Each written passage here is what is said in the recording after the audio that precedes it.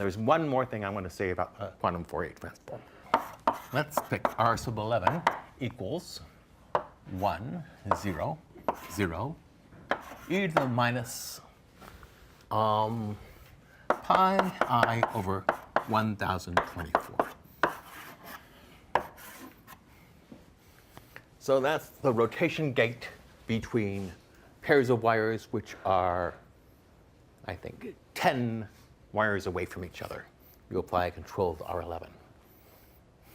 And if you look at this, well, you notice it's really pretty close to an identity matrix. So why do we even include it if we're basically not doing anything? And the answer is you don't have to. You can cut off these R's. Well, so you can cut off these R's after some number of steps of distance between the wires. So what you have to do is you have to look at the whole circuit you're using the Fourier transform in and figure out what sensitivity the whole circuit has to the phases. And if you're taking the fast Fourier transform or the quantum Fourier transform on 100 qubits,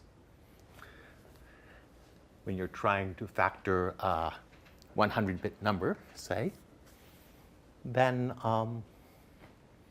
most of these R's you don't need at all.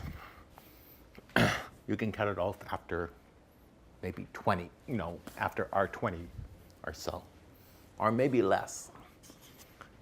I've forgotten exactly how the analysis works out, but you can just drop it. Drop this R sub k whenever the k gets too big. And you don't get the exact Fourier transform, but you get something that is close enough to do your quantum circuit.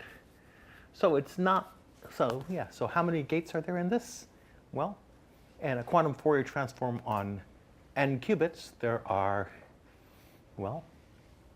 there's a gate between every 2 qubits, and then there's another gate, Hadamard gate on each wire. So that's n choose 2 gates, or n plus 1 choose 2 gates, roughly n squared over 2. But if you're doing quantum Fourier transform on, say, 10,000 qubits, you would probably still only need to use K30, so 30 n gates instead of, or 30 times 10,000 gates instead of 10,000 gates squared. So this is actually a pretty efficient circuit.